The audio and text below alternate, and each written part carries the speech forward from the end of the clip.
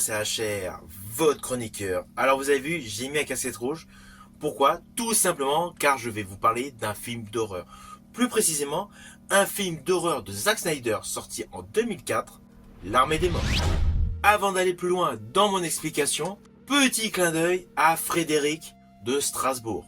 Un passionné du cinéma qui aime les films avec des zombies. Et justement, à l'occasion de cette vidéo, je veux tout simplement lui faire un petit clin d'œil sur ce film de zombies qui est selon moi le meilleur de Zack Snyder. Donc Frédéric, non loin de la station Jardinier, j'espère que tu prendras plaisir à regarder cette vidéo. Quant aux autres, n'oubliez pas, si vous n'êtes pas abonné, pensez à le faire, pensez à la petite cloche pour les notifs et surtout pensez à vos commentaires. Let's go!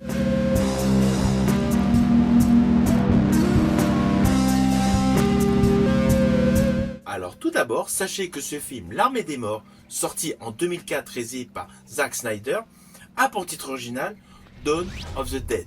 Il s'agit tout simplement d'un remake du film Dawn of the Dead de 1978 réalisé par George A. Romero. Film fondateur du cinéma zombie moderne. Alors autant il y a pléthore de remakes qui n'auraient pas dû voir le jour. Mais celui-ci, selon moi, est un excellent remake. À tel point que j'estime qu'il est même meilleur que l'original de 78. Ce qui est extrêmement rare lorsqu'il y a un remake défectueux. Alors Zack Snyder, au jour d'aujourd'hui, on se dit, il est super connu, ok, a fait un remake, c'est logique qu'il soit réussi. Mais il ne faut pas oublier qu'en 2004, Zack Snyder était peu connu du public. Il n'avait pas réalisé naturellement tous ses films de super-héros et surtout un autre film de zombies disponible sur Netflix où prochainement vous verrez ma chronique. Ainsi, Zack Snyder a décidé d'effectuer une réinvention spectaculaire de ce film culte de Romero.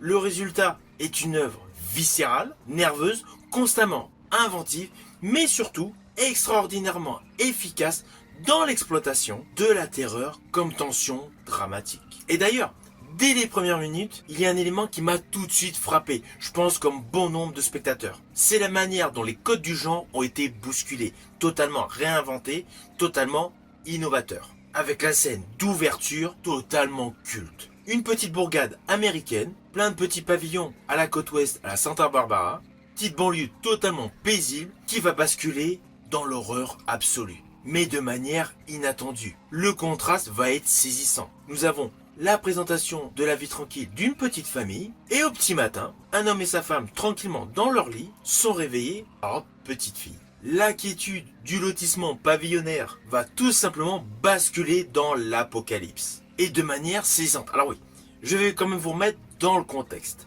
On y découvre Anna, une jeune infirmière, enfin mère de famille, revenant d'une journée de travail harassante. Elle veut tout simplement rentrer chez elle, se mettre au calme. Dans le même temps, on voit que les voisins sont sympas, il y a des sourires, il y a de la rigolade, et une belle colorimétrie qui égaye toutes les maisons qui sont offertes à votre regard. On pourrait même penser qu'il y a un côté publicitaire sur le lotissement, tellement c'est radieux. De ce fait, le réalisateur Snyder installe un côté bucolique, un côté de tendresse, avec de nombreux plans rassurants et surtout une fluidité d'image et de séquences pour présenter une routine quotidienne. Et puis tac, peu de temps après, au petit matin, le couple, lorsqu'il se réveille, plus précisément père de famille, découvre sa jeune fille totalement ensanglantée. Elle apparaît dans l'encadrement de la porte, avec un plan légèrement éloigné, qui peut laisser croire à une silhouette vulnérable et dérangeante. L'instant est comme figé, et la jeune fille arrache tout simplement le cou du père.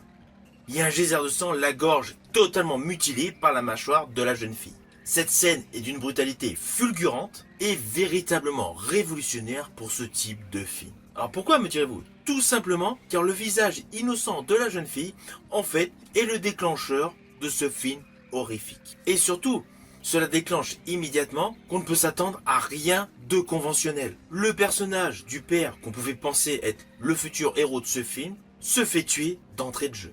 Car celui-ci n'attend pas 3 heures pour devenir un zombie totalement effrayant, qui va partir à la poursuite de son épouse. À cela s'ajoute un effet zombie survitaminé. On n'est pas comme dans les Walking Dead ou autres spin-offs à la Daryl Dixon, où les zombies sont tranquilles, marchent lentement.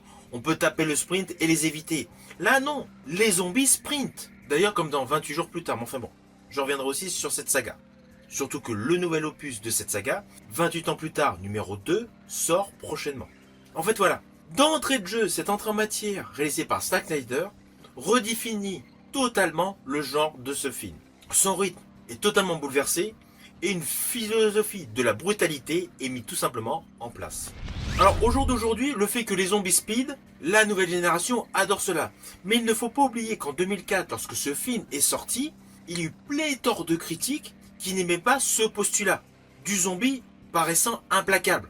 En plus d'être difficile à annihiler, il fonce. Mais justement, Zack Snyder, avec ce postulat du zombie rapide, a tout simplement créé une nouvelle vague dans ce genre qui pouvait paraître épuisé. À cela s'ajoute la caméra, l'œil averti de Zack Snyder, qui capture parfaitement l'attention d'un monde devenu totalement incontrôlable, où la survie en fait dépend essentiellement de l'instinct que de la stratégie. Alors ensuite, il y a plusieurs protagonistes qui se retrouvent dans un centre commercial. Du coup, le centre commercial devient un peu comme le Fort d'Alamo, avec les Mexicains autour. Sauf que là, ce sont des zombies. Plusieurs personnages, plusieurs entités psychologiques radicalement différentes, policiers, vendeurs, agents de sécu, infirmières, se côtoient malgré eux, avec au début pas mal de désaccords, mais au final convergent vers une seule direction, la survie. Alors d'un côté, on pourrait se dire qu'il y a tous les effets caricaturaux de certains personnages. Il y a des personnages antipathiques. Mais Zack Snyder, avec sa caméra, les filme autant que les personnages sympathiques. De ce fait, il y a un réel contraste entre les psychologies différentes qui sont obligées de s'associer pour pouvoir survivre. Alors vous allez découvrir des moments de bravoure, des moments de lâcheté, mais surtout, vous n'arriverez pas vraiment à définir qui est le premier rôle de ce film. Ils ont plusieurs. Ils ont pratiquement le même temps à l'écran, et surtout, ils ont tous leur moment de faille et leur moment de gloire. Ce qui permet de pouvoir s'accrocher à n'importe lequel de ces protagonistes dans ce centre commercial. On peut avoir plus d'affinité avec un profil ou l'autre profil, et bien Zack Snyder vous permet tout simplement de choisir le héros que vous voulez, car ils sont tous devenus des héros de ce film. Ceci dit, dans tous les films de Zack Snyder, il y a beau avoir un côté popcorn, un côté action movie, un côté effet visuel, make-up et CGI, comme dans ce film L'Armée des Morts.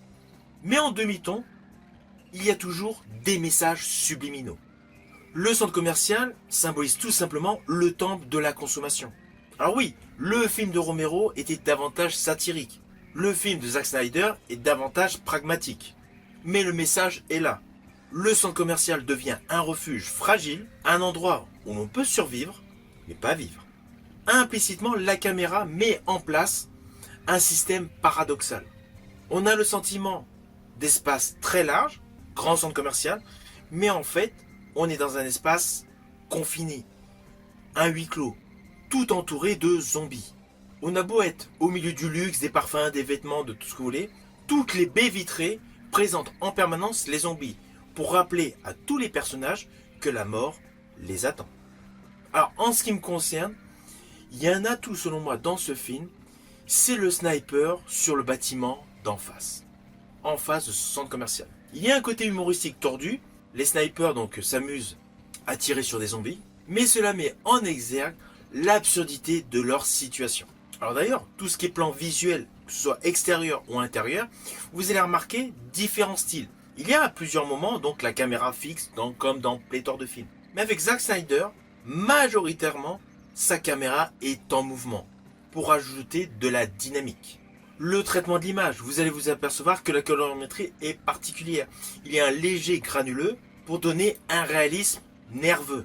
À cela s'ajoute un véritable parallèle entre les moments calmes et les moments d'action, que ce soit par des confrontations avec des zombies ou tout simplement des explosions. Et si vous êtes parfaitement concentré dans le film, vous allez vous apercevoir qu'en fait le film monte crescendo, tant en sentiments, en violence et en action.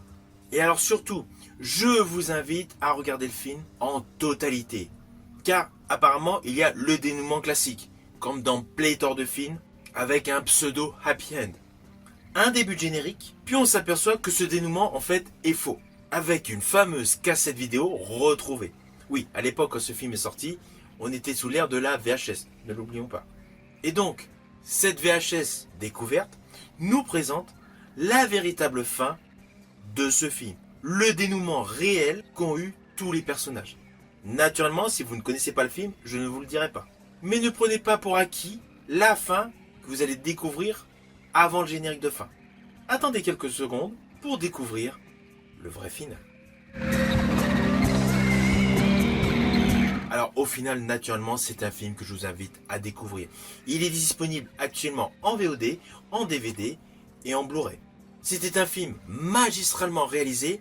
De ce fait, malgré ses plus de 20 ans, le film paraît toujours aussi moderne. C'est un excellent film d'horreur. C'est une véritable redéfinition moderne du cinéma zombie. Mais surtout, c'est un véritable film d'horreur qui allie sens artistique et grand frisson. C'est un film subversif, inventif, brutal et émotionnellement dévastateur. Perso, c'est le film qui m'a fait découvrir le réalisateur Zack Snyder. Zack Snyder, qui est au jour d'aujourd'hui un réalisateur que j'affectionne particulièrement. Si vous connaissez ce film, n'hésitez surtout pas à me mettre en commentaire votre opinion. Je vous dis à bientôt pour une prochaine vidéo.